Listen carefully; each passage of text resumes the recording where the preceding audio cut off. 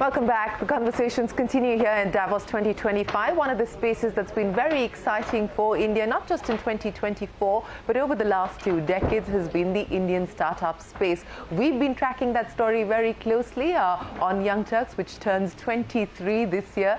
And joining me now to talk about the growth of the Indian startup ecosystem, the exit opportunities now that present themselves in the form of IPOs, and we've seen a whole spate of them in the past year, and there's a heavy pipeline to look forward to, is the man heading Naspers, our process as it's now called. Fabrizio, many thanks for joining us. Appreciate your time here on CNBC Big pleasure TV18. to be here with you and to talk to India. Yeah, well, we look forward to hearing more from you about India, which is one of your big growth markets, one of your big bets. You've invested $8 billion over the last 7 years in India across a whole host of companies.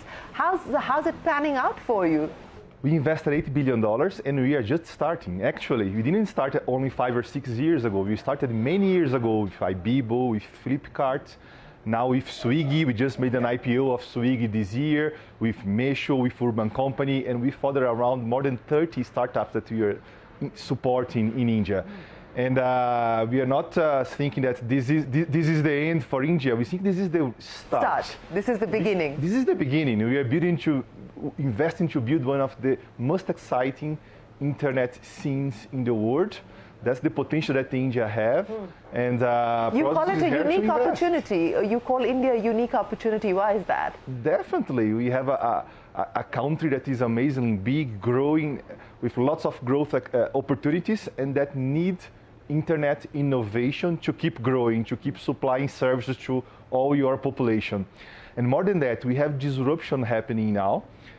Interesting thing that US is investing maybe $100 billion in AI, but I really believe, I'm Brazilian, that India and Brazil needs even more investments in disruptive technology.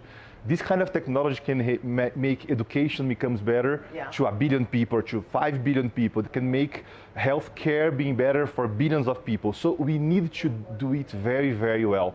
But the reality is, although we have really billions to invest in US, there is not so many billions to invest in Latin America or India or even Europe. And that's why Prosus' opportunity to help, to invest together and to grow together is so big. I think we are going to do amazing things together. Well, speaking of doing amazing things, let's talk about the amazing aspect of 2024, which was the IPOs that we saw of new age tech companies. You talked about Swiggy, and that's of course been one of your portfolio companies. What do you make about the way that we've seen the Indian public markets accept new age companies, and what that has done in terms of changing the way that even these startups are operating with a much more focused approach now to profitability? Look, it's not like it started last year. It started 15 years ago. I would say it started 23 years ago when we started to talk about startups in India. But after all this time, it became clear to the society, not only in India, but in the world, that to drive wealth, you need to grow a technology sector. If you look to US or to China, the technology sector created trillions of dollars, almost 15 trillions of dollars of value. And India deserves to have a strong and mature technology scene. So as I said, I think we are just starting. There is so much to grow and to build.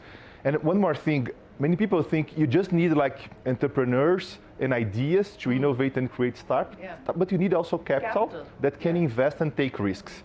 Obviously, Prosus can invest and take risk, and we are investing in India, but you need a market like we have now in India that can take this risk to really create very big companies, and I think we will see many more of them. So, you know, speaking about the IPO pipeline, there's a whole bunch of your portfolio companies that are looking to go public. Meesho, Urban Company, PayU, and PayU, of course, fully owned by Prosus. It's a 2025 likely to be an even more exciting year? We have more than 30 companies invested by Prosus. We love PayU and Meesho and Urban Company. I'm not going to announce any IPO today, but I can tell you we expect around 5 IPOs in the companies we invested in this year. So we are quite excited about this year. I think Swiggy made a good start. And it's nice to tell you, people see Swiggy today as a very big company, but actually Prosus started investing in Swiggy when it was a quite small company with a very few orders, a really, really small startup. And today we have hundreds of thousands of partners, millions of customers. That's the story that technology can build. And I'm sure there will be many more Swiggys and many more bigger companies, and you see, as you said, many Mishu and Urban Company and PayU, many companies building much more amazing stories. Well, in the future. Speaking of Swiggy, what do you make of the quick commerce story in India and how that's playing out? Swiggy, of course, is a player in that space as well, and it's a space that's attracting a fair degree of competition today. How do you see the quick commerce story, and why do you believe that's taken off in India? I think quick commerce in India is doing quite well and better than in many places of the world. Prosus has food delivery business in, I think, 85 countries. And what we are seeing in India is especially good. There is competition, we welcome competition. Everyone can move faster, can invest more, and you need to be better to win on the competition. And we are here to win, so keep waiting for news on Swiggy quick commerce. Well, how much more do you intend to deploy in India, and across what kinds of businesses will you be making incremental investments as well as fresh investments? We don't have like a limit to invest in India. India is a priority. Over the last few months, we did many deals in India. I think like 2/3 of them were not announced yet, but at least there is like 5 deals to be announced in the next 2-3 months that were completed over the last few months.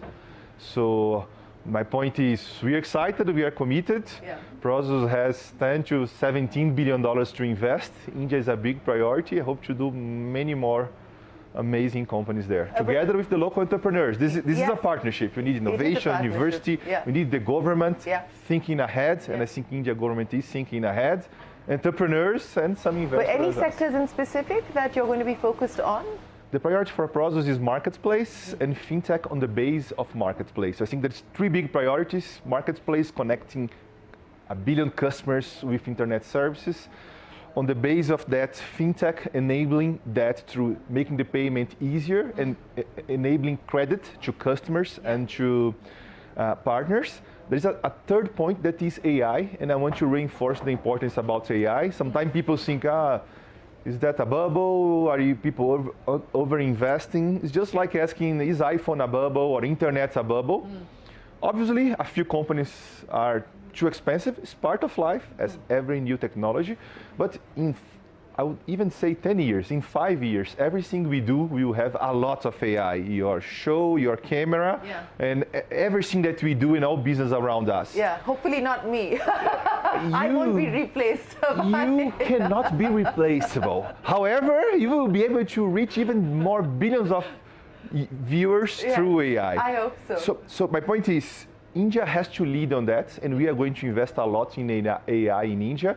For example, India outsource work for all around the world, and AI is going to create like an AI digital workforce. How we are going to change that? We are investing in many companies like that. The opportunity is amazing. Hope we'll develop that together with India. Well, speaking of the many risks that you've taken in India, the many companies that you've backed in India, and of course, you've had trouble with a few, Byju's being the big one. What do you make of how that story has panned out, and what do you foresee for the road ahead? I think if you are doing investment in new technology, innovation, new business, you have to be prepared to have losses. So many people think, are you going not to invest in India because we lost money in a few companies? No, we are going to invest more. If you have not lost money, we are not taking enough risks. So obviously the Byju investment didn't work, the Swiggy investment worked, many other investments work, and I think people that suffered too much on you had losses, didn't understand that to take risks and to change the world, we need to take risks and to get there. And Byju was not a happy investment, obviously. Obviously, we lost a lot of money. But look to the basis, we are talking about disruption education in India. It's an amazing thing to try and to put a lot of money behind that. Sometimes we succeed, sometimes not, part of life. That is part of investing, for certain. So let me end by asking you the headline for 2025 for Prosus. We are going to be one of the must-know internet company outside US, in Europe, India, and Latin America, and we are just starting. Just getting started. Well, we look forward to hearing more from you and seeing you in India as well. Fabrizio, it's been an absolute pleasure. Thanks very much for joining us here in Davos. See you next time in India. In India. Hotter, warmer? Yes. See you next time there. Pleasure. See you in India. It is our pleasure entirely. Well, that was a take from Process on the strength and the opportunities that the Indian startup ecosystem presents. As we just heard from Fabrizio, at least 5 of their portfolio companies are likely to go public in 2025, so it promises to be an exciting year. We will take a break. There's a lot more coming up. Don't go anywhere. We're back in a moment with more.